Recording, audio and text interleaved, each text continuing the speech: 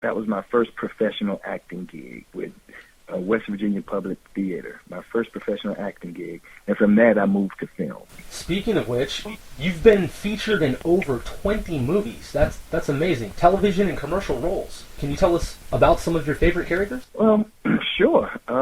Let's see. I can say I've played a number of different types of characters, but if I can call offhand a couple that really sticks out to me, recently I did I guest starred on Nurse Jackie, and I played, my character name was Marco Prince, and he was basically a 32-year-old former NFL football player suffering from early onset dementia.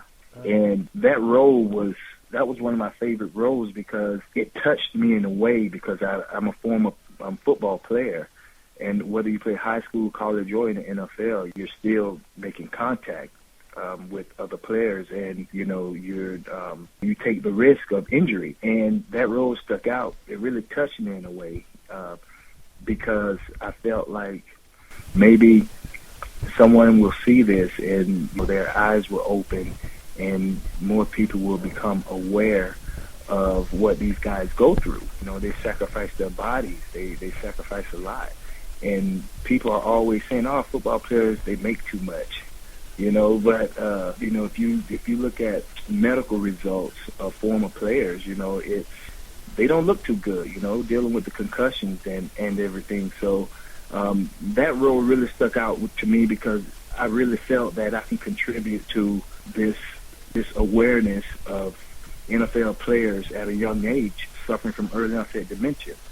And I worked with a wonderful cast. Edie Falco, she was just amazing because it was a very, I wouldn't say emotional, it was emotional in a way, but it was a challenging role because you basically have to just get so into the character to where you believe that you actually suffering from it. It actually scared me when I was doing my research.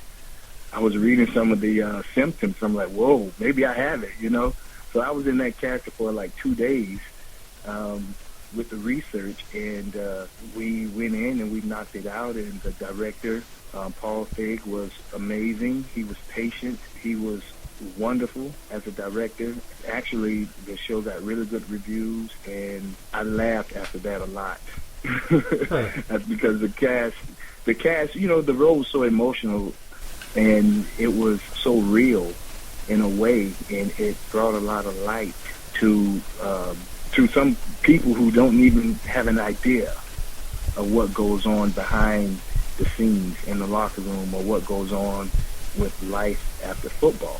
And the NFL is doing everything they can possible to prevent these injuries and to prevent concussions. So my Nurse Jackie performance, I'm really happy and excited about that because, every actor wants to do something where they feel that they are not just going out and just acting, just doing a role because they're acting, but, they're acting in this part because it means something to them, and they feel like they can help bring awareness to a situation that's happening.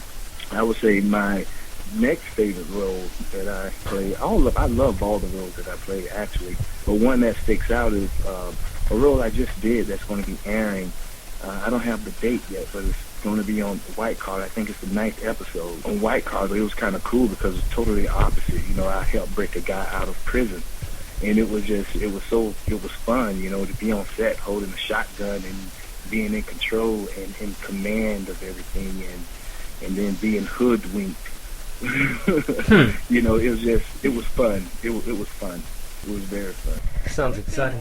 There have been several athletes turned actors that have had successful careers, like Jim Brown, Fred Williamson, and, dare I say, O.J. Simpson.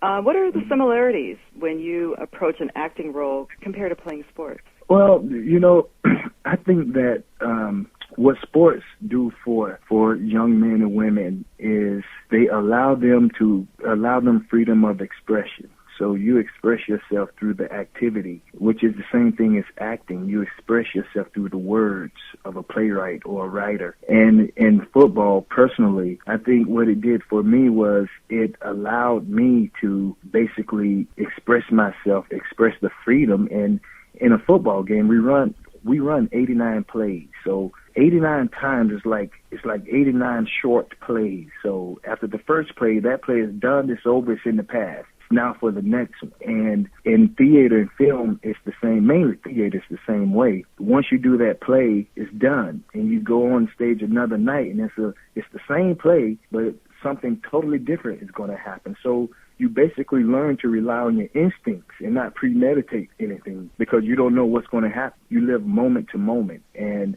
on the football field, you have to live moment to moment, or you will get injured, severely injured. Mistakes do happen sometimes, and some people get injured. But if you're not aware on the football field with these 280-pound guys running at you full speed trying to tackle you, you will basically, you'll get injured, or you won't play, because you just have to be aware. And I think that clarity is transferred onto the stage when an actor chooses to get on stage. It's a freedom, you're in the locker room with the guys, you're on stage with the cast. Once you hit that field, you're out there, and that's your team. Once you hit the stage, you're out there, and that cast is your team. So it's like a team sport in a way. Jimmy, what have you got planned for the future? Is there anything we should watch for? Yes, I have 2 films that's being produced. I started a film production company called JJ Films, and we are producing actually 3 film projects. A television series called Pirates of Muskrat Cove, and it's basically based on my Pee Wee football career a little bit when I played for the Pirates back in the day. And basically it's about the community coming together, and they're fighting the battles, for the future of these kids. Developers are trying to take over the cove. And so each episode is a different battle. And the kids, they don't know what's going on. And that's how life is. Sometimes parents and the community, they fight all these battles for the future of the children, to keep the children free of all these negative things that could totally change their lives.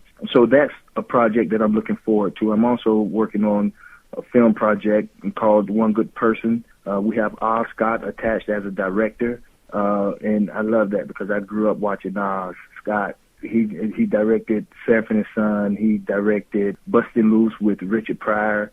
He's actually directing a film now. But One Good Person is basically a film about a black family who is trying to adopt a white child in a racist community. And it's what's happening now. It's something different, and it's kind of, the tables are kind of turned a little bit, because usually you see a white family adopting a black child. And so we added these twists to it and everything.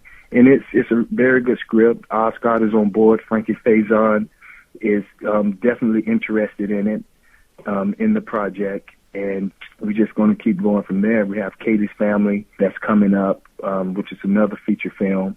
And that is basically about an interracial child who basically changes the racism within her grandmother. I like projects that touch on that topic, because I think that's a huge issue there. Like Watermelon Sushi. For our audience out there, and for those who don't know, Watermelon Sushi is a feature film that I'm producing. That was written by Yayoi. You can go to watermelonsushi, all one word, .com, watermelonsushi.com. Check it out. Right. Right. Had to get that plug in.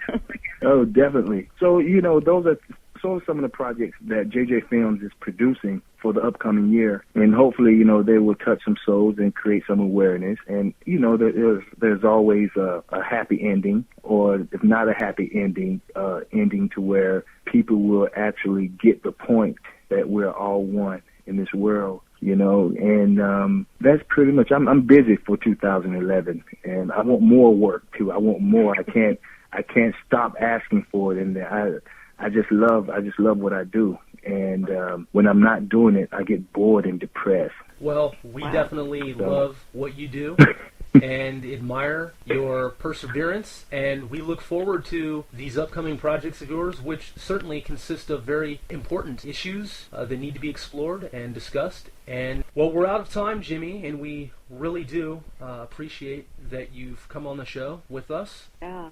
Thank you. Yeah, thank you for being on the show. Thanks for having me. Sexy Voices of Hollywood. I'm happy that you see that my voice is sexy. I was going to put on my real sexy voice, but you do have a sexy voice. I'll save it for another time. Yep. Well, that's it, folks. And please join us next time for another Sexy Voices of Hollywood.